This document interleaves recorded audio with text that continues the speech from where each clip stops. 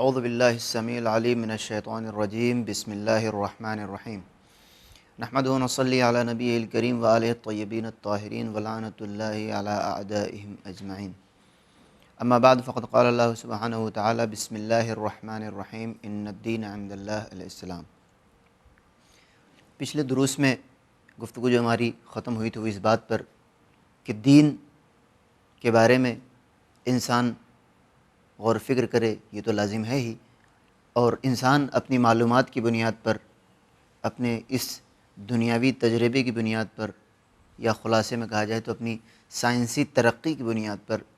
اگر بہت زیادہ حق رکھتا ہے تو بس اتنا کہ خدا کے بارے میں شک کا اظہار کر سکتا ہے کہ خدا مجھے سمجھ میں نہیں آتا۔ لیکن اس محدود اور لمیٹڈ ترقی کی بنیاد پر کوئی خدا کا انکار کر دے، یہ عقل میں آنے والی بات نہیں ہے۔ ہماری گفتگو ان کچھ مثالوں پر تمام ہوئی تھی کہ جس میں پڑھے لکھے لوگوں نے، خصوصاً وہ کہ جو نمائندہ سمجھے جاتے ہیں، انہوں نے اپنی عاجزی اور اپنی کم علمی کا اعتراف کیا تھا، جس میں ایک بڑا نام البرٹ آئنسٹائن کا ہے۔ آج بس ایک آخری مثال اور اس کے بعد خداوند عالم کی صفات پر جائیں گے۔ اگر ہمارے نزدیک یہ ثابت ہو جائے کہ کوئی ایک ذات ہے کہ جو ہم سے زیادہ سپیریئر ہے، کوئی ایک ذات ہے کہ جو اس نظم کائنات میں اور اس کائنات کے جو سارا پیٹرن اور سسٹم ہے اس کے اندر اس کا دخل ہے، ہمارا دخل نہیں ہے، اگر یہ ثابت ہو جائے پھر مرحلہ آتا ہے کہ صفات کیا ہیں۔ کیا وہ جسم رکھتی ہے؟ کیا وہ طاقت مکان رکھتی ہے؟ کیا وہ طاقت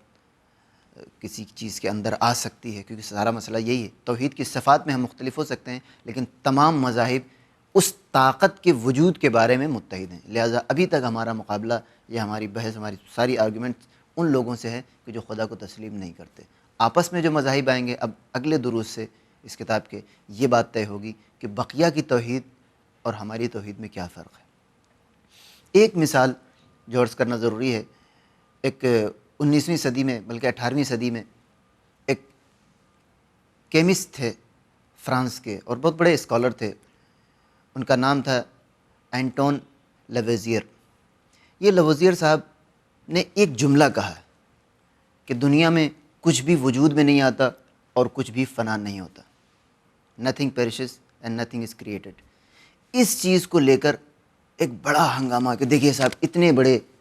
پڑھے لکھے انسان نے اور اتنے پرومیننٹ اسکالر نے اتنی بڑی بات کہہ دی کہ دنیا میں کچھ بھی پیدا نہیں ہوتا اور دنیا میں کچھ بھی فنا نہیں ہوتا۔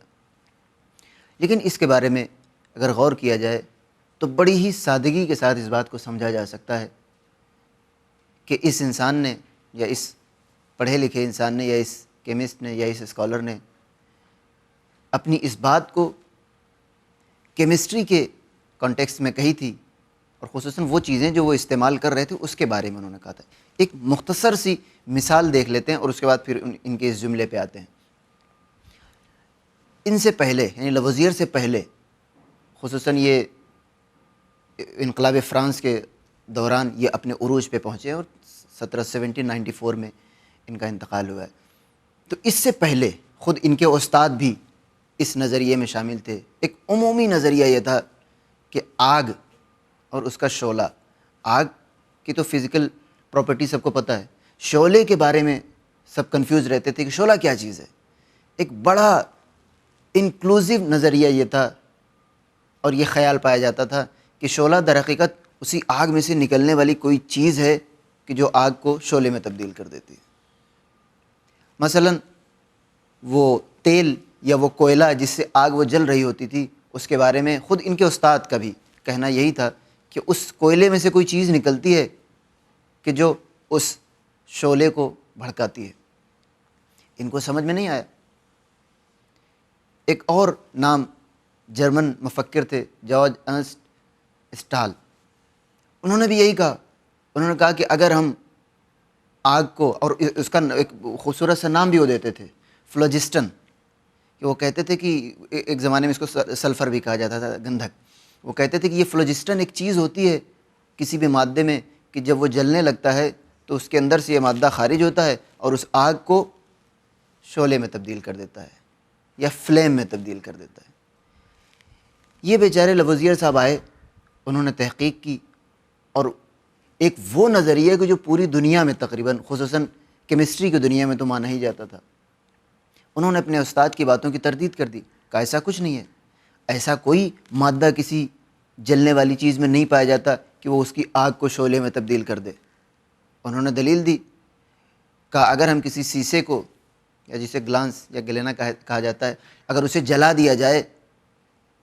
تو اس کا وزن بڑھنے کے بجائے کم ہونا چاہیے۔ آپ یہی کہتے ہیں نا کہ اس کے اندر کوئی چیز ہے، تو اگر اسے جلا دیا جائے تو وہ چیز جل جانی چاہیے، اور یہی وہ کہتے بھی تھے کہ سلفر کا مادہ جو ہوتا ہے اگر اسے جلا دیا جائے، اگر لوہے کو کسی تیز چیز کے ذریعے جلا دیا جائے تو اس کے اندر صرف رسٹ یا زنگ بچے گا۔ تو انہوں نے اس کی تردید کر دی، کہا ایسا نہیں ہے، ابھی ہم کسی چیز کو جلاتے ہیں تو اس کا وزن اگر گھٹنے کے بجائے بڑھ جاتا ہے تو اس کا مطلب کہ اس کے اندر کچھ کم نہیں ہوا ہے۔ اور اس کے بعد اس دلیل کے بعد یعنی 1794 میں ان کا انتقال ہوا ہے، اگر 50 سال پہلے بھی اس نظریے کو آپ لے لیجئے، انقلاب فرانس سے 10-20 سال پہلے، تو اس 1750 کے پہلے تک ایک نظریہ تھا، اور 1750 کے آنے کے بعد ایک نظریہ ختم ہو گیا۔ اور آج ہم تمام جانتے ہیں کہ شعلہ کیسے بنتا ہے، فلیم کی پراپرٹی کیا ہے، آج ہم اچھی طرح سمجھتے ہیں، لیکن آج سے صرف 300 سال پہلے اگر آپ بڑا حساب لگانا چاہیں، تخمیناً 300 سال پہلے، 300 سال دنیاوی عمر میں کوئی حیثیت نہیں ہوتی ہے۔ اگر آپ تاریخ کی کتاب پڑھ رہے ہوں اور 2 صفحے ایک ساتھ پلٹ جائیں تو 300 سال یوں ہی ختم ہو جاتے ہیں۔ ہماری زندگی میں جو لاکھوں سال سے چلی آ رہی ہے، 300 سال میں ایک نظریہ پوری طرح سے پوری دنیا میں بدل گیا۔ کیا یہ سائنس اس بات کا دعویٰ کر سکتی ہے، دعویٰ کر بھی لے، کیا یقین کے ساتھ یہ کہہ سکتی ہے کہ کوئی چیز اس دنیا میں موجود نہیں ہے؟ یہ تب تک نہیں ہو سکتا جب تک انسان اپنی ترقی کی آخری منزل پر نہ پہنچ جائے اور اس کے بعد کہے کہ بھائی اس سے زیادہ ترقی ہمارے پاس ممکن نہیں ہے، اس میں جتنا ہو سکتا تھا ہم نے یہ سمجھا ہے کہ خدا موجود نہیں ہے۔ تو یہ تھا نظریہ اینٹون لیوازیئر کا۔ اس کے بعد آتے ہیں ان کے اس جملے پر، انہوں نے کہا کہ پوری محنت کی انہوں نے، آپ اس کتاب کو پڑھیں اور اس کتاب کے علاوہ بھی ان افراد کے بارے میں مطالعہ کریں۔ ممکن ہے کہ اس مختصر سی کتاب میں ساری باتیں تو نہیں آ سکتی، اور ایک بات قابل غور ہے کہ ایسا نہیں ہے کہ یہاں پر جو آپ سنتے ہیں یا کتاب میں جو آپ پڑھتے ہیں وہی مان لیجئے، پھر کوئی فائدہ نہیں ہے، کیونکہ ہمارا کہنا تو یہی ہے، ہمارا سارا مسئلہ اور سارا جھگڑا اس بات پر ہے کہ خدا کے بارے میں غور کیا جائے۔ وہ لوگ جو خدا کا انکار کرتے ہیں وہ کس بنیاد پر؟ آپ کو کیا لگتا ہے کہ وہ بہت پڑھے لکھے ہیں؟ جی نہیں، ان کا کام ہے صرف انکار کرنا۔ انکار کرنا دنیا کا سب سے آسان کام ہے، آپ کہیں میں نہیں مانتا، لیکن اگر اسی انکار پر کوئی دلیل لانی ہو تب انسان کو پڑھنا پڑے گا، تب انسان کو محنت کرنی پڑے گی، تب انسان کو زحمت اٹھانی پڑے گی، اور وہ زحمت اٹھانے کا وقت کسی کے پاس نہیں ہے۔ تو اگر وہ نہیں اٹھا رہا ہے تو اس کی ذمہ داری نہیں ہے، لیکن وہ انسان جو کسی چیز کو تسلیم کر رہا ہے، کسی چیز کو مان رہا ہے، اسے تو زحمت اٹھانی پڑے گی۔ تو لیوازیئر صاحب نے جو کہا تھا کہ دنیا میں کچھ بھی وجود میں نہیں آتا اور کچھ بھی فنا نہیں ہوتا ہے، اس کی بنیاد یہ تھی کہ انہوں نے اپنے تجربہ گاہ اور اپنی لیب کے اندر بیٹھ کر یہ جملہ کہا تھا کہ میں نے یہ جو تحقیقات کی ہیں اس میں یہ مجھے ثابت ہوا کہ کوئی چیز وجود میں نہیں آتی، بلکہ جو پہلے سے ہے اسی کے اوپر آپ ایکسپریمنٹ کر سکتے ہیں اور کمبینیشن بنا سکتے ہیں۔ اس کا فلسفے سے کوئی تعلق نہیں ہے کہ ساری دنیا جو وجود میں آئی ہے اس کو در حقیقت وجود میں نہیں لایا گیا ہے۔ اب آپ پوچھیں گے کہ فلسفے اور کیمسٹری میں کیا فرق ہے؟ ایک اچھا سوال ہے، لیکن اس کا فرق بہت ہی آسان سا یہ ہے کہ ایک انسان اپنی تجربہ گاہ اور ایک لمیٹڈ ریسورسز کے درمیان بیٹھ کر اگر کوئی بات کہہ رہا ہے تو اس کا یہ مطلب نہیں ہے کہ وہ اس کے باہر کی دنیا کے بارے میں بھی یہی خیالات رکھتا ہے، اور انہوں نے ایسا کبھی کوئی دعویٰ نہیں کیا۔ ایک انسان جو تجربہ گاہ کے اندر بیٹھ کر ایکسپیریمنٹ کرتا ہے وہ صرف اتنا ہی دعویٰ کر سکتا ہے کہ جتنا وہ جانتا ہے، اور یہی ہم بھی کہنا چاہ رہے ہیں کہ اگر ایک انسان جو خدا کا انکار کرتا ہے اگر صرف اتنا کہہ دے کہ میں تو نہیں سمجھ سکا، سارا جھگڑا ختم ہو جائے گا۔ لیکن انسان اس کا ایکسپیریمنٹ اور ایکسپیرینس لمیٹڈ ہوتا ہے، دعوے وہ اس سے بڑے بڑے کرنا چاہتا ہے۔ اور خود لیوازیئر صاحب کی بھی بعض چیزیں آج کے زمانے میں موجود تو ہیں لیکن اس رنگ میں موجود نہیں ہے جس رنگ میں انہوں نے کہا تھا۔ مثلا خود یہی بات کہ کوئی چیز وجود میں نہیں آتی ہے اور کوئی چیز فنا نہیں ہوتی ہے، یہ بات آج موجود تو ہے لیکن اس حد تک اس کا رنگ باقی نہیں ہے۔ مثلا انہوں نے کہا کہ کوئی بھی مٹیریل فنا نہیں ہو سکتا۔ آج ہم اس بات کو تو مانتے ہیں کہ مٹیریل فنا نہیں ہو سکتا، لیکن ہم اس بات کو یہ مانتے ہیں کہ میٹیریل انرجی میں کنورٹ ہو جاتا ہے، اب وہ میٹیریلسٹک فارم میں باقی نہیں رہتا، یہ ہم کو ماننا پڑے گا۔ یہ چیز لووزیئر نے نہیں کہی تھی۔ تو وہ چیز جو 100 200 50 سال کے بعد، مثلا اس کی ایگزامپل دی جاتی ہے کہ آپ اگر 8 گرام آکسیجن میں 1 گرام ہائیڈروجن ملا دیں تو لووزیئر کی لاجک کے حساب سے، لووزیئر صاحب کی جو کیلکولیشن اس کے حساب سے کیا ہونا چاہیے؟ 9 گرام پانی ہمارے سامنے ہونا چاہیے، لیکن ہم یہ دیکھتے ہیں کہ جب ہم ایگزیکٹ کیلکولیشن کرتے ہیں تو وہ پانی جو ہمارے پاس ہے وہ 9 گرام سے کچھ کم ہوتا ہے۔ کیوں؟ کیونکہ کچھ حصہ اس کا انرجی میں تبدیل ہو، باقی تو ہے، یہ بات تو ان کی درست ہے، لیکن اپنی مادی صورت میں باقی نہیں ہے۔ اس کا مطلب کہ علم جب اپنی سرحدوں کو عبور کرتا ہے تو کچھ باتیں جدید ہمیں پتہ چلتی ہیں، لہٰذا ایک محدود صلاحیت رکھنے والے انسان کے ذریعے اتنی بڑی بات کا دعویٰ کیا جانا ناقابل قبول ہے۔ اور یہی وجہ ہے کہ خداوند عالم نے کہا کہ اے لوگو، تم خدا کے محتاج ہو اور خدا تمہارا محتاج نہیں ہے۔ ان یشاء یذہبکم ویأتی بخلق جدید، اگر خدا چاہے تو تمہیں فنا کر دے اور تمہاری جیسی ایک اور مخلوق کو پیدا کر سکتا ہے۔ عزیزان گرامی، یہ مرحلہ یہاں پر تمام ہوا ہمارا کہ خداوند عالم کے بارے میں کس کو کیسے دعوے کرنے کا حق ہے، اور خداوند عالم کی جو شروعات ہوئی تھی کہ انسان سب سے پہلے تو دین کے بارے میں سمجھ پیدا کرے، اور وہ دین کی سمجھ پیدا کرنا ضروری کیوں ہے اور کس طریقے سے اس کی شروعات کہاں سے کرے، اور اس کے بعد آہستہ آہستہ یہ بات نظم کائنات سے ہوتے ہوئے اس امر پہ پہنچی کہ خداوند عالم نے اس دنیا کا جو سسٹم بنایا ہے اس سسٹم کو بنانا ایک عام انسان کے بس کی بات نہیں ہے، اور خود سے بن جانا تو اس سے بھی زیادہ مشکل ہے۔ اب یہاں پر جو درس نمبر 8 اور 9، 7ویں تک تو آپ کی بحث وہی تھی پرانی کہ خداوند عالم نے دنیا میں کون کون سی علامتیں رکھی ہیں جس کے ذریعے آپ خداوند عالم تک پہنچ سکتے ہیں۔ اور جب ہم خداوند عالم کہتے ہیں تو اس کا مطلب وہ تصور خدا کا نہیں ہے کہ جس کا وہ لوگ انکار کرتے ہیں یا بعض لوگ جس خدا کو مانتے ہیں۔ خداوند عالم جب ہم کہتے ہیں تو بس ایک طاقت کہ جو اس دنیا میں انسانوں سے زیادہ طاقتور ہے، بقیہ ساری چیزیں اس تصور کے بعد اس پہ ایڈ کی جاتی ہیں۔ اصل چیز جو فلسفے سے یا ان بحثوں سے یا اصول دین کے لیکچر سے ثابت ہوتی ہے وہ بس ایک طاقت ہے، اس کے علاوہ کچھ بھی ثابت نہیں ہوتا ہے۔ لہٰذا اگر آپ کسی سے بحث کے دوران یہ کہیں کہ نہیں میں نے خدا کو سمجھ لیا اور خدا ایسا ہے خدا ویسا ہے، تو انیشلی آپ اس کو ثابت نہیں کر سکتے۔ سب سے پہلے مرحلے پر آپ کو صرف ایک طاقت کو ثابت کرنا ہوتا ہے، اور وہ طاقت خداوند عالم نے کہا ہے کہ ہم اپنی نشانیاں فی الآفاق و فی انفسہم، زمین و آسمان میں بھی دکھائیں گے اور خود ان کے نفسوں میں دکھائیں گے۔ تو ان نشانیوں سے جو آپ کو سمجھ میں آتا ہے وہ صرف اور صرف ایک طاقت کا تصور سمجھ میں آتا ہے، بقیہ باتیں ہم دلائل سے سمجھتے ہیں کہ اگر ایک طاقت ہے تو اس کے لیے کیا کیا چیز ہونی چاہیے۔ سب سے پہلی چیز جو اس کتاب میں درس نمبر 7 میں آپ کے سامنے پیش کی گئی ہے وہ یہ ہے کہ خداوند عالم کسی کا محتاج نہیں ہے، یعنی وہ طاقت کہ جس کو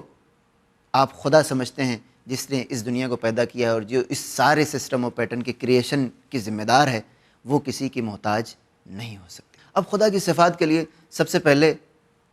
2-3 مثالوں پر آپ غور کریں۔ مثلا آپ ایک انجینئر کو بلاتے ہیں کہ جو جہاز کو اس کے ساز و سامان کو اسمبل کر سکے، وہ آتا ہے اور جہاز کو بنا دیتا ہے اور جہاز آپ کا فنکشنل ہو جاتا ہے۔ ایک دوسری مثال، آپ ایک گھر بنانے کے لیے مزدور کو بلاتے ہیں، مزدور آتا ہے، آپ کا گھر بناتا ہے اور چلا جاتا ہے۔ تیسری مثال، آپ کسی ایک بڑی سی عمارت، اس کتاب میں آپ کے ایفل ٹاور کی مثال ہے، آپ ایفل ٹاور کی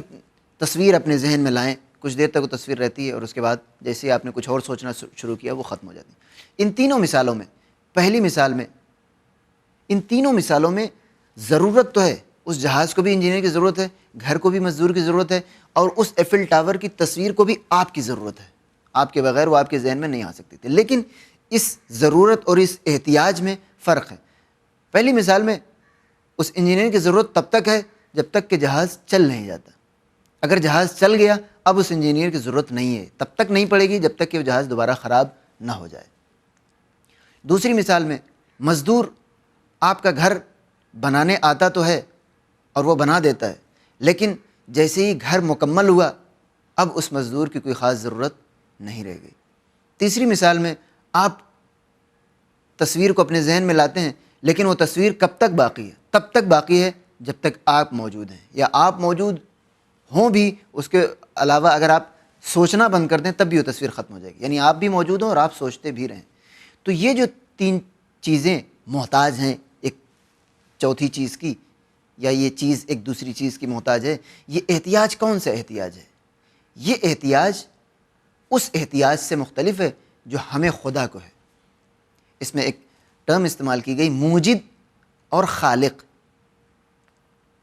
خالق یعنی جو کسی چیز کو وجود میں لا دیتا ہے، وجود میں لے آنا اور اس کے بعد اس کا وجود اس کا محتاج نہیں رہتا، جیسے جہاز کی مثال ہے، یا وجود میں لے آنا جب تک وہ انسان موجود ہے تب تک باقی رہے، مثلا جیسے آپ کے ذہن میں تصویر۔ لیکن ہم جو خدا کے محتاج ہیں، تو یہ بتائیں کہ ہم اپنی زندگی کے کس مرحلے میں خدا کے محتاج ہیں؟ ہم زندگی کے ایک ایک مرحلے میں خدا کے محتاج ہیں۔ خداوند عالم نے ہمیں پیدا کیا، یعنی ہم پیدا ہونے کے لیے بھی کسی کے محتاج ہیں، اور اس دنیا میں باقی رہنے کے لیے بھی کسی کے محتاج ہیں۔ اور جب تک ہماری سانس چل رہی ہے، وہ جو طاقت ابھی ہم نے ثابت کی کہ کوئی ایک صورت ہے، کوئی ایک پیٹرن ہے، کوئی ایک سسٹم ہے کہ جو ہمارے ہاتھ میں نہیں ہے اور اسے کوئی چلا رہا ہے، اگر یہ ثابت ہو گیا تو یہ بھی ثابت کرنا پڑے گا، بلکہ آٹومیٹکلی یہ خود ثابت ہو جائے گا کہ وہ جو چیز اس دنیا کو چلا رہی ہے، اس دنیا کو چلاتے رہنی چاہیے۔ اگر کسی دن وہ چیز ختم ہو جائے، بیچ سے ہٹ جائے، تو یہ دنیا باقی نہیں رہ سکتی۔ اسی کو کہتے ہیں علت غائی۔ وآخر دعوانا ان الحمد للہ رب العالمین۔